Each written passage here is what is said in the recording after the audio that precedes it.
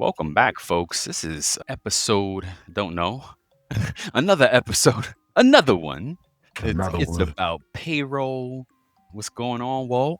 Nothing, man. Good. Good to be here. Excited for all these guests that we have coming up, lined Yeah, up. We've been having a lot of guests here recently, a lot of great nuggets, a lot of great information, a lot yes, of great insight into payroll and how they do their thing in HR and everything yeah. like that, man. So I'm good. How about you? I'm good. I'm good, man. Yeah, you just made me think of something, right? Because I Yeah. know how like we've been putting like learning stuff together, Mhm. and I've been trying to come up with like a name for little learning tidbits, right? And oh man, I wonder if I could pull it up real quick. So I finally just asked Chat. I was like, let me have ChatGPT help me with this. And it came up with not only it came out a bunch of them, learning advice names. Here we go. So the one that I really like, and he even broke it like Chat broke it down with different options and stuff like that, right? But he gave Mhm. me brain bite. Here's a brain bite, Okay. right? Now I like brain bite and because people often mess up my name when they type it. Instead of Brian, they type Wow. it Brain. Yeah. And there's no spell correct because both are right, Actual words. Yep. actual words, right? So I Yeah. never take offense to it because I'm like, hey, yeah, I'm brainy, I got a brain, I take it as a Some, compliment. yeah. Walter's Um, pinky. I'm the brain. Yep. right. Oh, so I got something else there too. So I'm gonna use Brain Bite, and it like the tagline could be like Smart Payroll Insights, one bite at a time, Yep. or because every bite of payroll knowledge matters. I think Oh, I think I like the first one though. I like both. You're The like, one I yeah, use both are both. good. Yeah. And then you could actually check it out too, because you could pick something that you like, and when you drop knowledge, you can use one Mhm. of them, and it's tailored to our branding. What I did love about Chat, I don't know if all of them did it, but Chat 5 now, it kind of pulled in, like I didn't ask it to, but it was like, hey, oh, it even has stuff for Payla. it Nice. it brought in info from other chats and was like, would you like to brand Ah, this according to your payroll, according to your ah, da da da. Let me see what I have for Payla. So for Payla, it said Payla's pointer. I like that. Well, and that's the only one because then it picked up the names that you had in there for Payla. Like I guess in the comics, there's a Charles, a Samantha, and a Mhm. Friends Fix or a Friends Fix. It says so. Anywho, yeah. So I had another couple that said PayPoint, PaySpark, PayPath, PayNote, PayClue. What other one? Knowledge. This is a bunch of them. So you go grab something that you like or We come can't up. use PayPal, can we? Sure can't. So I really like that. I'm gonna start using Brain Bite. I really like that one. Yeah, yeah. And like it asked me, oh, what should you want? I said I'm gonna go with Brain Bite because of, and I actually told Chat like because people mess up my name and say Brent. It said, oh, that's brilliant. Works perfectly for you. Blah blah blah. So I was like, Yeah, all right, cool. that's what's up, Um, man. Damn, you made me think of something else. But what's up with you, man? Nothing going on? Anything you want to share before our guest comes on? Everything's good, man. No complaints. Thank you for saying that. And I'm definitely going to check that out and see if I can come up with anything. I'm excited for, we can erase this if I'm not supposed to say it. Oh, But I know we're working on our book. yep. That's No, about to we've been drop dropping the hopefully. book on the show. Yeah, And then I'm working on my own personal that's thing. why I'm excited. And, like I just keep having revisions and adding to it. So even if you want to go check it out, it's updated now. So Oh, for even from nice. what you read, like there's like I've added like 6 or 7 chapters Dang. instead. Yeah. And so Okay, a lot so of again, do you know what stuff. done looks like yet? I think it's almost there. Okay. I'm gonna let like certain like loved ones read it, and then just to get their insight on it and say, hey, this is what's about to drop and everything, and it should be done within the fourth quarter. I think it's gonna be dropping, man. All right. All Yeah. right. Yeah, yeah, that's we gotta wrap it up. It's, And there was something else too, but I forgot now. I Oh, said that something about pinky and the brain, and did you comment on that with that Dr. King? It'll come oh back. yes, it is. So Yeah, yeah. So I was thinking like, oh, if we had like taglines for ourselves, right? Today's guest is Brent Skinner, a recognized voice in the world of HCM, HR, and the host of Future of Payment and Workforce Management by HR.com, which I had the pleasure of being on with you. Quoted in the Wall Street Journal and known for his sharp insights into HR tech, Brent brings a unique lens shaped by years of analyst, editor, strategic advisory, and top vendors like Ceridian and Cornerstone. Whether on stage or in the press or behind the mic, Brent is all about meaningful conversations on the future of work. How you doing today, sir? No, I'm doing great. Thank you. That was a very, very nice introduction. I want to Oh thank you yeah, for that. absolutely. Yes, and I do want to manage sort of expectations here. I was quoted in the Wall Street Journal. Gosh, it was maybe 17 years ago now, Hey, win is a and it win. was by. That's right. That's right. It was by accident. Someone else Really? was supposed to be quoted. They weren't there, and I said, "Hey, I'll No do it. way. Me." That's right. Oh, an Yeah, and they ended opportunity, up. right? Seize the Yep. day, right? Shoot Yep. your shot. What? So wait, what was It it didn't about? have to do with talent. It was about careers, Okay. and it was around talent acquisition, and I'd have to go back to the article. If you go to my LinkedIn page, you can read all about it. Nice, nice. So, Yeah. so I am super psyched to be on the podcast today, thank by the you, way. I know man. you We really were yeah. excited to have you. I've been looking forward to have you on since before I was on yours, and yeah, man. So, Brent, we always ask everybody like, what's the origin story? What got you here? How'd you start in all this? Whoa. I'm gonna do my best to make this 30 minutes instead of 30 hours. So let's go. Give us What the my elevator origin pitch version. Yeah. Want me to skip past being born, going to elementary school and high school? You want to skip all that? I'll skip all that. So we'll fast forward to my third decade. Well, I had 3 decades of life under my belt. I was in my fourth, about midway through it. Those good math can figure it out. And I fell into HCM. I fell into it. I didn't even know it was HCM when I started. I was probably working in it for a couple of years before I knew it was called HCM. People are like, who's this guy? You need to start paying attention, man. But no, I was working research into the compensation of executive recruiters. And that was information Okay. that the Warren Berries and the hydrogen struggles of the world were very interested in. And from there, I joined HRO Today as their technology editor. I'm skipping a few things here. I've been on the vendor side 3 times. Once at Dayforce back when it was Ceridian. Yep. Working with their executives there. I've been an industry analyst 3 times. Wow. So from there, I went to Nucleus Research, learned a lot about the return on investment of HCM deployments, learned a lot about payroll too when it comes to HCM deployments. We always talked about payroll and we've talked about HCM technology deployments, even though sometimes it falls under finance. That's a tangent. But anyways, I've been at Cornerstone Demand. Also, I've been at another industry firm that I co-founded, 360 Insights, a while back, Wow. about 5 years ago now. Really? Yep. Know that. Yep. And some of your listeners may have heard of iSolved. Yeah. Maybe. Yeah. Possibly. Sure. Yes. I spent a stint there as well on the People Heroes Tour, delivering some of the keynotes across the country. Amazing. Now I'm at HR.com, which is an excellent organization. I love what Deb McGrath has done with HR.com and joined as an executive community leader for the future of payroll. And entailed with that is a podcast, the podcast that you were a guest on, Brian, not too long ago. And I think the episode just went live in this past month. Yes. It did. It did. We had an awesome conversation, and there were a few things we wanted to keep talking about. So maybe you can remind me what they were, because I know a lot of things. I'm only remembering one. I think I may have been the only one. Is AI, right? And it's going to be an ongoing topic for a long time. I give my 2 cents. What's your opinion on AI as it impacts HCMs and payroll? Oh, that's a big one. And there are very, very, very smart people who know a lot about AI specifically, who might know a little bit more than I do. But from my perch, I think there's a lot of potential upside for AI with payroll. I think we need to be careful about it. I think we need to manage our expectations in terms of what AI really can do in payroll, at least for now, and leverage what it really can do right now already. Yep.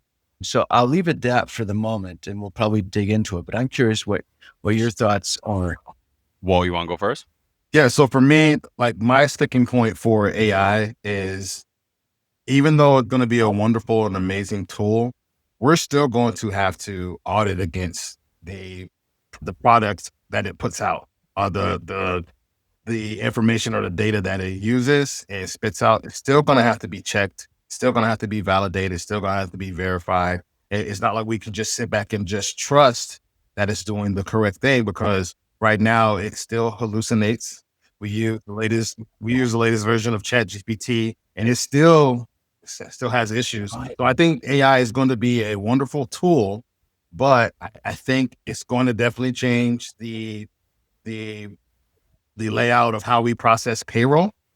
But I also think that we have to be careful and use wisdom before we implement it in, and just not be so quick without doing our due diligence before we just implement it in our environments. That's my feeling on it. What about you, Brian?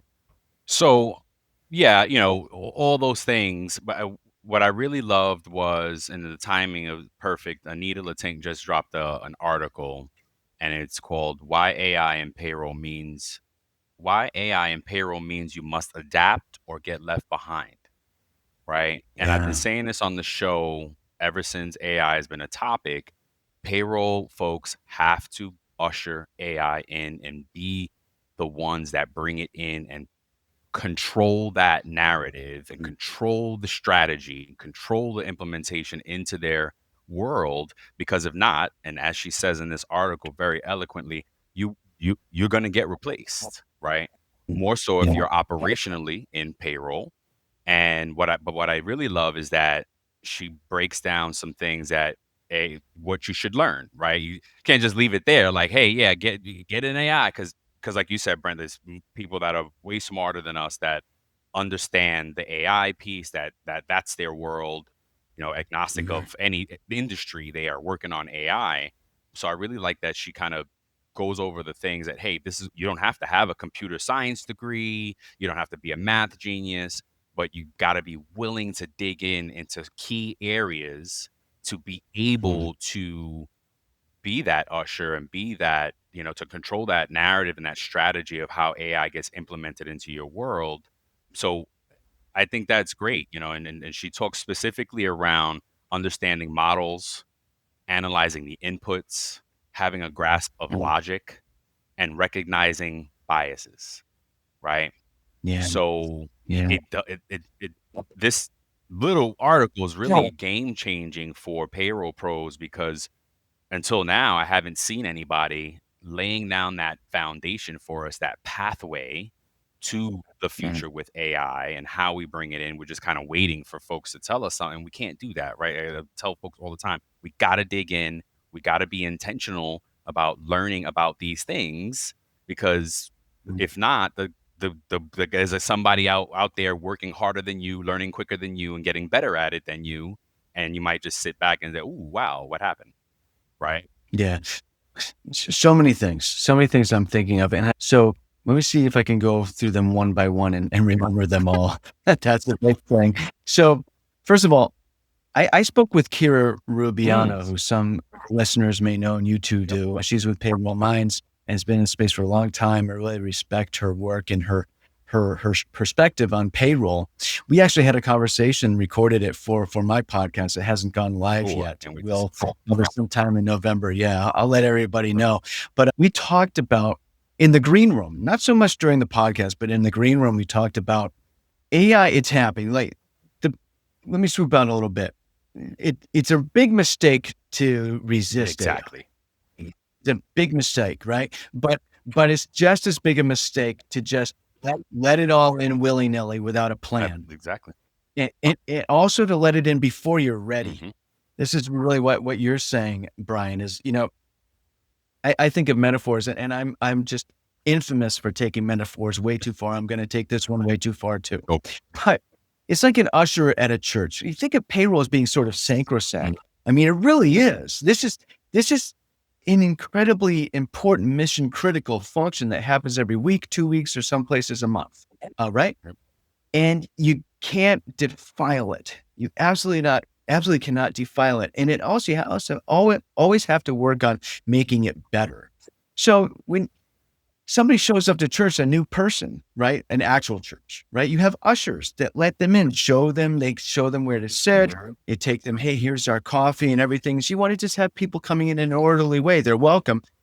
In a similar way, AI, it's welcome in payroll, but we need to usher it in an orderly fashion. Just think if it's an actual usher. So that's something I really wanted to get out there. And now the conversation I had with Kira Rubiano is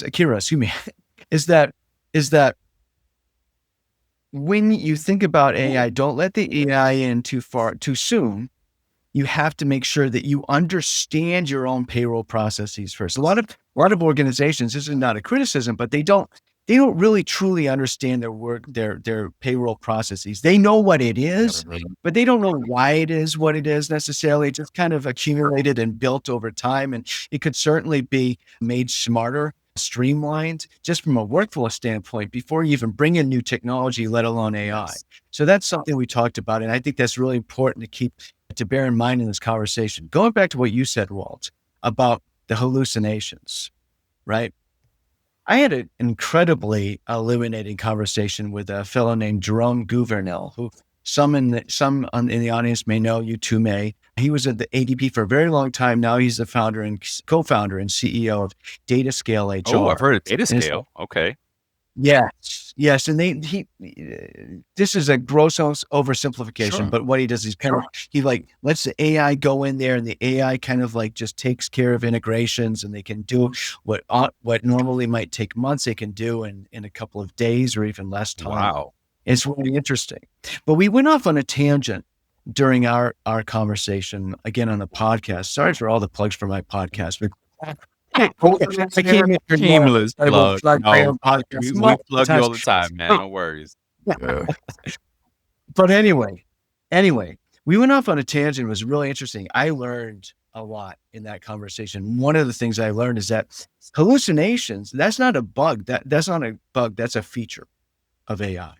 Something about, and this is where my understanding of AI kind of reaches its outer limits. I'm just kind of listening to what people tell me, but apparently the AI is designed not to produce an exact, perfect answer, because that helps it learn. So the hallucinations are kind of a byproduct of that. Sometimes when and you're in the idea is that you're supposed to inform it when it's hallucinated. Hey, you're wrong or whatever, right? Now, who wants a technology that's designed? This is where the denizens of AI might watch this podcast and say, dude, you don't know what you're talking about. But let's just pretend I do. So, right? AI, you don't want a system like a technology that's by its very nature, by design, it produces an answer that isn't exact. When payroll is all about being exact, right? Yeah. From the computational side of it. That's why, there's a lot that AI can do in terms of employee self-service with large language models where, you sick that LLM on your entire payroll, information system. And so when an employee asks a question, it can spit back an answer that's very detailed to help them understand, for example, their paycheck. I heard the analogy a while back, and it makes a lot of sense. Who understands their phone bill? Their smartphone bill, their cellular bill. I don't know about you guys, but I look at it and I glaze over. I don't understand it. And, and there are, I'm sure if I spent an entire day or week looking into it, I might be able to understand it. And, maybe I'd be a better person for that, but I wouldn't be productive on all my other things. The podcast wouldn't get produced. So anyway, but the point is, those companies, there's kind of an incentive for them to want you not to understand your phone bill. So you just be like, okay, I'll just pay it, right? When it comes to your paycheck, that should be anything but inscrutable, right? It should be very easy to understand. And that doesn't necessarily mean that the actual slip, and I know we're talking about a PDF or like a digital image of it these days, as opposed to an actual hard copy. But at the very least, there should be a way for you as an employer to explain it to them very easily so that they won't get frustrated, so they'll understand. And that'll have an ever so incremental impact on employee retention, because we know payroll is a big, big source one way or the other when it comes to employee retention. So that's where AI can really come in handy today. And there are things that AI, from what I understand, can handle on its own when it comes to repeatable processes or Absolutely. complex repeatable processes in payroll and this sort of thing, which is obviously welcome. You know, What do you guys think about autonomous payroll? I keep hearing about it. It's kind of exciting. It also seems like futuristic. I didn't understand. At first few times I heard it several years ago, I thought, what does this mean? exactly. And then all of a sudden it dawned on me. Yeah. I thought, oh, the driverless autonomous Google cars. This is payroll that runs on its own. Like, what is this all about? Well, honestly, this is the first time we talk about it, and I mean, now I'm wondering, well, what's the difference between AI and payroll and autonomous payroll? Because wouldn't it Well, school us, tell us what you know? well, I'll do a very mangled, blunt job of this, but from what I understand is that it's basically this idea that AI will eventually run all of payroll, and you might have somebody just kind of babysitting. Well, yeah, And that, that's yeah. what I think. I What- think we'll become payroll pilots, and babysitters is not as nice, right? I like pilots. Pilots Yeah. seems a little bit more important. So But much yeah, I better. mean, I agree that it will get to that point, and we just kind of sit back and make sure it's doing its thing, like we see in the movies. I think it's possible because payroll is all based on logic. There's no art form to it. Strategy, I think, is an art. The way we have, different payrollers come up with their strategy and how they apply to understand all the things. But at the end of the day, it's very black and white. And when Yeah. it is repeatable, black and white, that is kind of what Anita's saying. That's going to get replaced. That is absolutely AI is going to take that over because, it's not like music where, and I mean, shoot, AI is making music too. So, Yeah. and that is an art form. Payroll is not an art form. It's an exact science. It's exact calculations. It's exact compliance. Yes, it gets updated, but all it needs to do is go to the website and get the update from the government websites, right? It just needs to connect that to make it happen. So everything is very black and white and logic and law. Mhm. It's Mhm. employment law, right? It's government laws that dictate how we do this. So I believe it. I think we're gonna get there. I think humans will slow it down and not, whoa, what do you mean autonomous? By itself, people are just gonna get paid? No. We must have Walter man the gates and the things because Well, it's like you said, that pilot is going to be there, right? yes. Like, so maybe it's going to compile all the data, do it in an instant for us, Yeah. right? Oh my And God. and Yes. before it finalizes anything, we just have to just make sure that nobody's getting paid $92 million. There you go. Unless they're supposed to. Yeah. Unless it's Yeah. yeah, I'm okay with it. Exactly. So that's so funny because there's that this is a little bit of a tangent too, but the errors in payroll, they happen all the time, right? And they're really contingent upon they hinge upon how good your technology is and your workflow, right? But all the underpayments get reported right away by the That's people right. under. Not the overpay. It works as like unless it's maybe a tinier underpayment and they might not notice, right? But I'm willing to bet almost no overpayment unless it's so crazy that they're afraid they'll get in trouble for not mentioning it, right?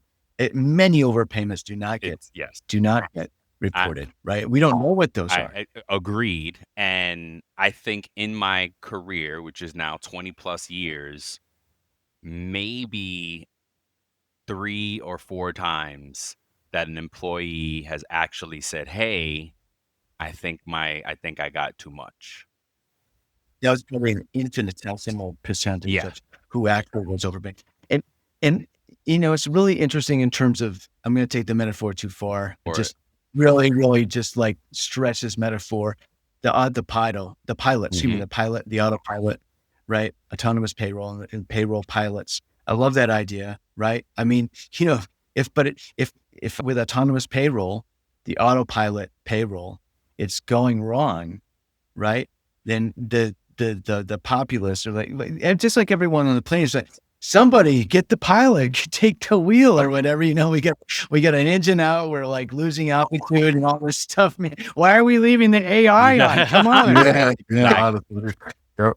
And even if, you could even tell people in this point in time, maybe 100 years from now, our attitudes they'll be completely different about everything, right? Mhm.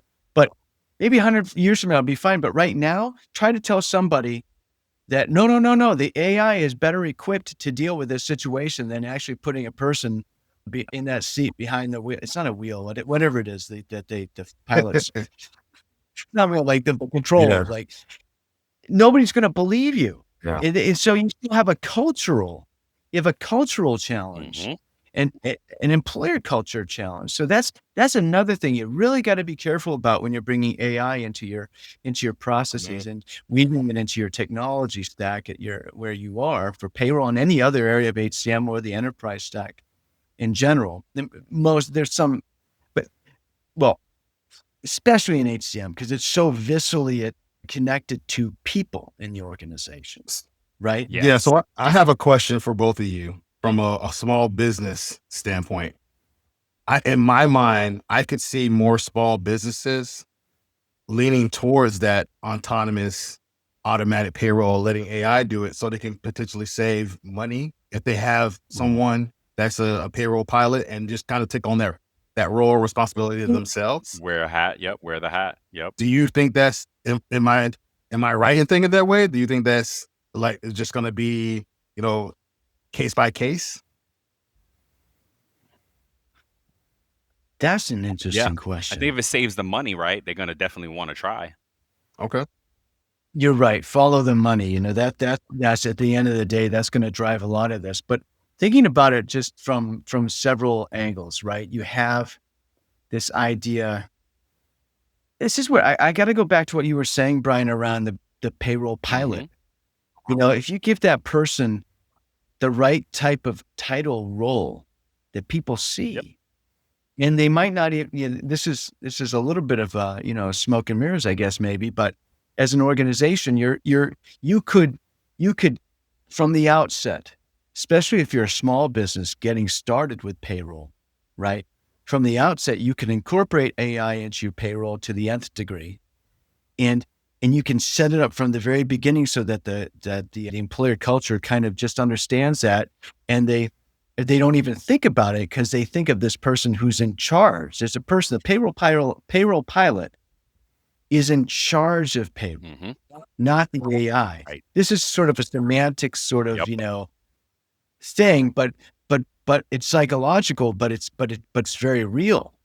So yeah, Walt, I think it's interesting to think about that idea, and I have to say that probably, but that would work, I think. But talking about companies that have already been in business for a long time or have an established payroll process with people running it, and there's sort of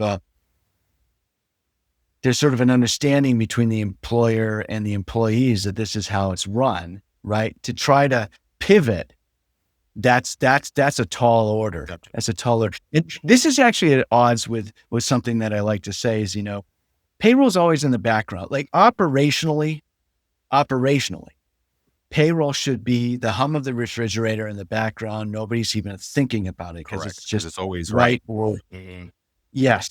So it always happens on time at the very least, right? But from an experience standpoint, whenever it goes wrong, it becomes a very sort of an existential threat. Absolutely. You have a neon in your hands in terms of retention and all that, right? So it's kind of like the power company. I wake up in the morning and I turn on the light in the bathroom and it turns on. I don't call up the power company and say, hey man, thanks for sending me my electricity this morning, right? You're right. Yeah. Great. Exactly right. Yep. Yeah, I love that. Yeah. But Goes wrong. if it's off, then that's when, that's when we go calling. Now I'm going to switch gears for you guys a bit, right? And it always makes me think of this book called The Shallows by Nicholas Carr. I talk about it on the show all the time, right? And he wrote this, I think, 10 years ago, but he was talking about automation. And one of the biggest things he talked about was how planes already fly themselves, and the pilot is literally there just to make us comfortable. And you actually see some of this in the movie with Denzel when he wrote that, I forget the name of it, but he was a pilot and he crashes, and they talk about how because he should not have gotten involved in it. He should have let the automation land the plane and not overwritten it, because the data shows that the pilots getting involved cause more crashes than letting the automation handle it. So he talks about that in that book, and he talks also about how letting these automations take over will impact industry and money too much, that is what will the powers that be, that's why they will slow it down, because it will cause too much economic impact too quickly, right? Because think about the cars, right? The Waymos and the Ubers, they're already operating in cities and around the country, right? Waymo, and both of them just expanded into new cities. So sure, there's accidents happening, but not, the percentage is way below actual car accidents that people cause, right? You're really making me think here. So two things. This is really interesting. So two things that kind of unrelated. I think so. There's an assumption in that the market will be able to respond the way we expect it to something moving this quickly, because nothing has moved this quickly in the past. It doesn't mean that theoretically it doesn't make sense that it wouldn't be good for it to do so. That's right. Right. But I wonder, and then completely unrelated, I hope so. I just want to clarify that I hope it does. But the other one is this, this statistically, it shows that with the flights, with the airplanes. I love this metaphor. I'm glad that we've been able to bring this metaphor, the analogy, or whatever it is, analogy, metaphor, whatever, schmalogy, metaphor. It's been with us. We've been talking about airplanes. Yes. So it's really interesting because, yes, the autopilot, which is, it's shown that statistically, it knows what to do far more often than it doesn't, better than a human, right? But that's interesting because, and I'm no statistician, or, I don't know about, like the finer nuances of variable, like, like chance and, probability, right? But to me, if you disallow, if you proscribe, if you just across the board, no human may ever intervene in an emergency situation, because there will be far fewer accidents if you just let the autopilot. What about the times, we don't know which times the human would have actually figured it out and the autopilot wouldn't have. We don't know. You're right.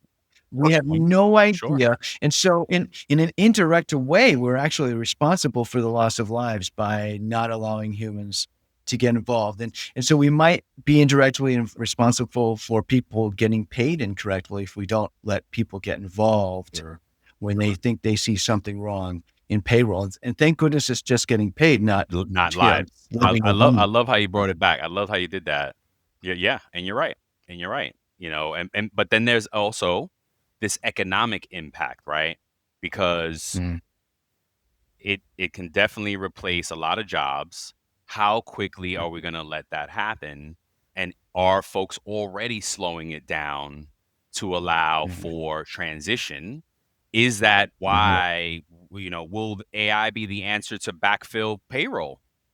Right? Because we don't have enough young people. That's one of the things we talked about on your show, Brent, right? Is payroll. And now it's becoming a conversation in the industry a little bit more that I'm seeing. Me and Walt been talking about it for 2 years.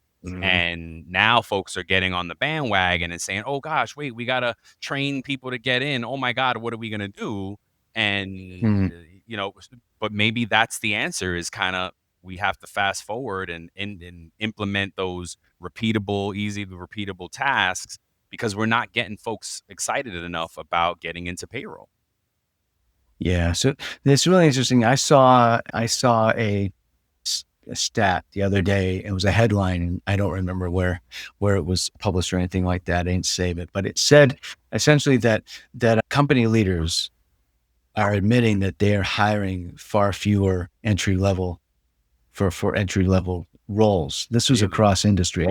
I didn't look at the breakdown, but on the balance, like the average, it's down, way down. Wow. Because AI is taking over that stuff. And that is you're bringing back to payroll specifically, but just applicable to just about any industry profession, right?